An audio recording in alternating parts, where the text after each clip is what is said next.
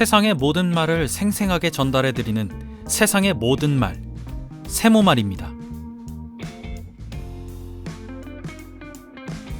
오늘도 지나가는 김계봉님의 위스키 관련 글로 찾아왔습니다. 원글은 링크 남겨놓겠습니다. 그럼 바로 시작하겠습니다.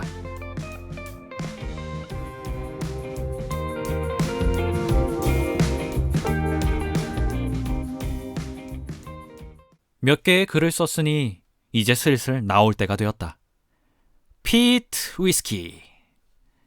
우선 보모어에 대해서 이야기하기 전에 먼저 잘 모를 개붕이들을 위해서 피트가 무엇인지 설명부터 하고 감.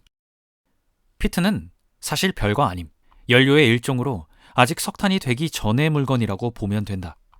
피트가 더 오래되면 석탄이 되는데 사람들은 그걸 기다리지 못하고 일단 연료로 쓸 수 있는 피트를 캐서 쓰는 것이다. 한국에서도 피트는 나오며 태양군에서 20만 톤 정도가 발견됐다는 이야기도 있다. 보통은 갓 캐낸 상태로는 쓸 수가 없고 말려서 물기를 뺀 다음에 태워서 연료로 사용하는데 장작을 구하기 힘들었던 시절에는 이걸 태워서 난방을 하기도 했다. 여담이지만 이건 먹을 수 있다. 실제로 척박한 지역에 살던 사람들이 곡물만으로는 양이 안 나오니까 이걸 섞어서 음식을 만들기도 했는데 국내에서는 주로 북한에서 국수나 떡에 이걸 넣어서 양을 불리기도 했다. 맛이 중요하냐? 일단 먹는 게 중요하지. 하여튼 이 피트가 바로 피트 위스키라고 설명할 때의 그 피트다. 사실 대부분의 위스키는 전통적으로 이 피트를 사용한다. 언제? 어제 쓴 글에도 나왔던 메가를 만들 때다. 메가는 바라보리를 뜻하는데 위스키를 만드는 과정에서 미수를 발효할 때 사용하는 재료다. 일반 보리도 당분을 가지고 있지만 싹이 튼 보리는 더 큰 당분을 지니고 있어서 메가를 직접 생산하는 곳들은 대부분 보리를 사서 물을 뿌려가며 싹을 틔운다. 그런데 이 보리의 재밌는 점은 싹이 날 때는 당분이 올라가지만 싹이 일정 이상 자라면 오히려 당분이 떨어진다. 사실 대부분의 곡물들이 그렇다. 때문에 보통 싹이 보리 크기의 3분의 2 정도로 자랐을 때 싹을 틔우는 걸 멈추게 하는데 보통 수분이 문제이기 때문에 말려서 수분을 제거한다. 하지만 대량의 메가를 말리는데 햇볕으로 말리다가는 지나가던 쥐나 새들의 밥이 될 것은 자명한 사실. 그래서 보통 뜨거운 중기를 이용해서 보리를 말리는데 그 과정에서 사용되는 것이 바로 이 피트다. 방법은 간단하다. 먼저 피트에 불을 붙여서 연기가 올라올 수 있는 구멍이 있는 바닥 밑에 놓고 그 위에 다시 피트를 덮는다. 숯불을 만들 때랑 비슷하다고 보면 된다. 그냥 불을 피우면 말리는 게 아니라 구워지니까 불을 피운 피트 위에 피트를 덮어서 불을 제거하고 열로 인해서 생기는 연기를 통해서 보리를 말린다. 이게 전통적인 메가 제조 과정이자 피트 처리라고 불리는 과정이다. 전통적으로 다들 사용하는데 왜 피트 위스키라는 말이 생겨났는가? 그건 우선 지도를 보자. 여기가 피트 위스키의 본고장 아일라 섬이다. 1700년대 이후 스코틀랜드의 위스키가 유명해지자 산업 자체가 적었던 스코틀랜드는 이곳저곳 위스키 증류소들이 생겨났고 그 붐은 금세 아일라 섬까지 밀려왔다. 수많은 위스키 증류소들이 생기면서 술을 만들기 시작했는데 어라? 맛이 뭔가 이상하다. 숙성한 위스키에서 일반 위스키 맛 말고도 뭔가 짠 듯한 스모키함이 느껴지는 것이었다. 이유는 피트에 있었다. 위 사진에도 보이듯이 피트는 보통 캐서 자연바람에 말려서 보관하는데 이 아일라 섬은 섬지역이다 보니까 바닷바람에 말리는 것이 전통이었다. 우리 개붕이들도 바닷가에 가면 바람 냄새가 뭔가 다르다는 것을 알 수 있다. 해풍에 맞춰서 키운 시금치처럼 해풍을 맞은 피트에는 짭짤한 바다향이 가미가 된 것이다. 그걸 깨달은 증류소들은 다른 여타 유명 증류소들과 다른 차별점을 주기 위해서 원액을 만들 때 일반적인 위스키들보다도 더욱 많은 피트를 넣었다. 대량의 연기에 의해서 말려진 메가는 일반적인 메가들보다 더욱 스모키한 원액을 만들어내게 되고 그것이 아일라 섬의 특징이 된 것이다. 참고로 이런 방식은 이내 주변의 섬에서도 따라하게 되는데 탈리스커가 그 대표적인 예다. 또 스프링뱅크처럼 아일라는 아니지만 짠듯한 느낌의 피트가 있는 위스키들은 전통적으로 항구, 그러니까 바닷가 근처에 증류소가 위치해 있다. 보모어는 1779년에 문을 연 아일라 섬의 가장 오래된 증류소다. 보모어보다 먼저 연 증류소가 있을지도 모르지만 지금 남은 것들 중에 가장 오래된 게 보모어다. 보모어의 뜻은 모래톱, 그러니까 모래사장이나 모래 언덕이라는 뜻이다. 해안가에 위치한 증류소의 이름으로 더없이 어울린다. 사진만 봐도 누가 봐도 모래사장 옆에 있으니까. 이 증류소는 역사가 참 기구한 곳이다. 아일라 섬에서 가장 오래된 증류소지만 주인이 여러 번 바뀌었다. 존 P. 심슨이라는 사람이 가장 먼저 열었지만 얼마 안 돼서 독일계인 제임스 무터의 소유가 되었다. 정확히 언제 바뀌었는지는 기록이 없다. 보모어 증류소를 인수한 무터는 부영사 출신으로 사업에 대해서 확고한 가치관을 지니고 있었고 증류소의 규모를 늘리고 확장을 시작한다. 그리고 1915년 보모어 증류소는 망했다. 무리한 확장이 문제였을까? 아니면 맛이 별로였을까? 그렇게 아일라 섬에서 가장 오래된 증류소를 문을 닫을 뻔했지만 10년 뒤에 윌리엄 그리고 앤선 리미티드라는 회사가 인수해서 다행히 명맥을 이어나갔다. 이름에서 보듯이 가족 회사다.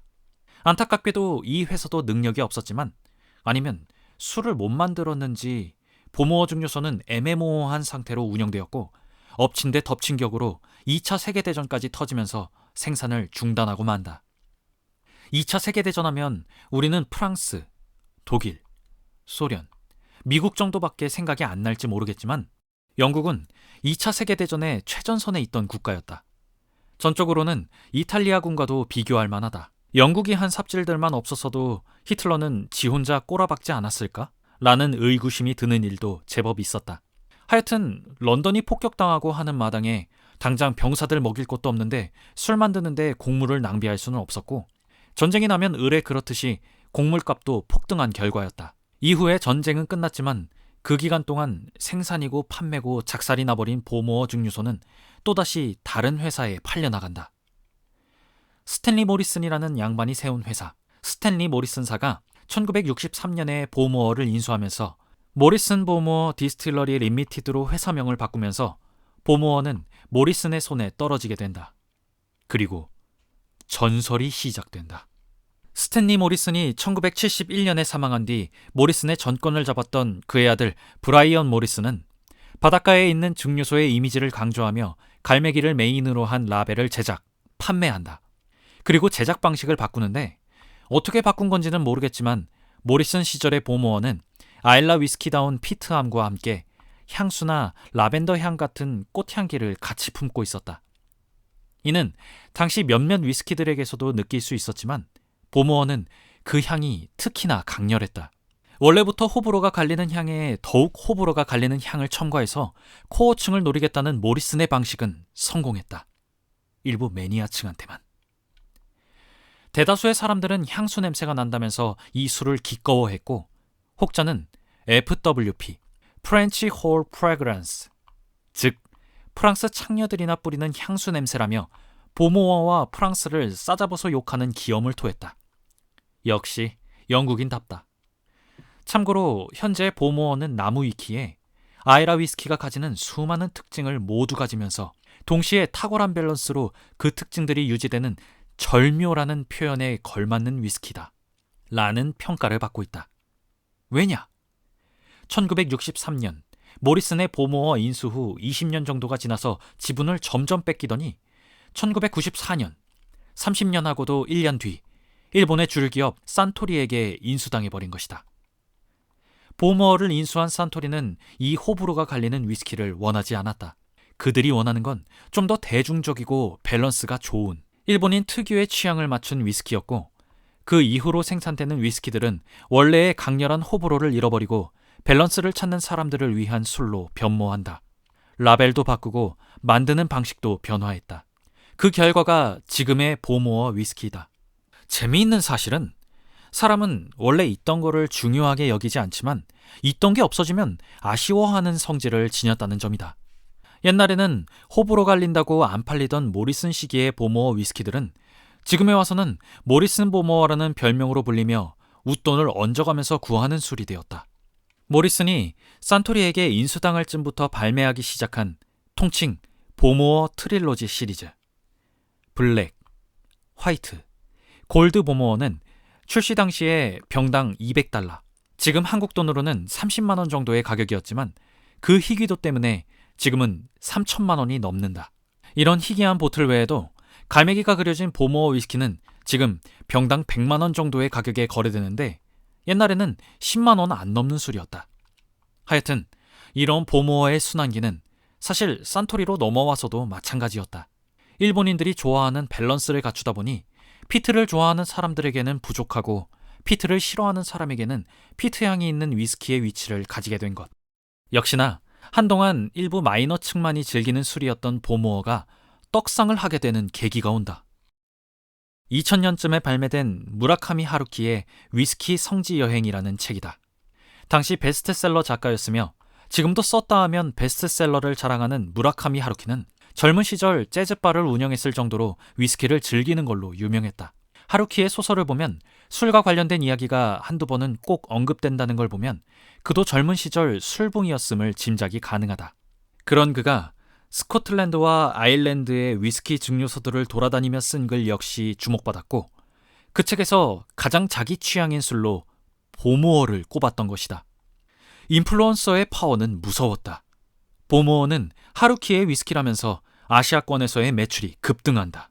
참고로 위스키 성지 여행은 주류회사 산토리의 후원을 받아서 다녀왔다는 이야기가 있는데 하여튼 이후로 결국 사람들에게 산토리 보모어의 매력이 받아들여지면서 지금도 우리는 보모어를 마실 수 있다. 지금의 보모어는 여전히 산토리가 추구하는 밸런스에 중점을 둔 아일라 위스키다.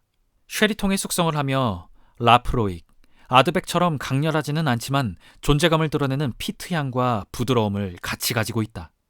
피트향이 부담스러운 사람이라면 처음 도전하기에 가장 무난한 아일라 위스키이기도 하며 특유의 팬층을 지니고 있다.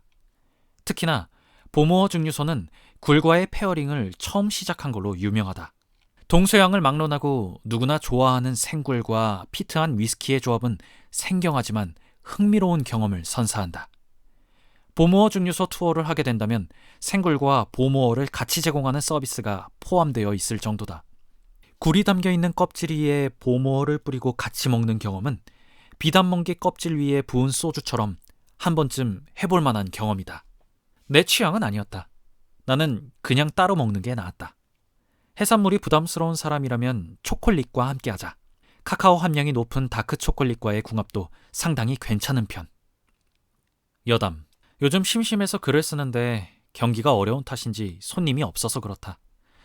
그래서 나도 알고 있던 걸 정리할 겸 다시 공부한다는 마음으로 글을 쓰고 있음. 그래도 언젠가 다시 경기가 좀 나아지고 사람들은 계속해서 술을 찾을 거라고 믿으면서 이렇게 글을 써본다. 그럼 이만.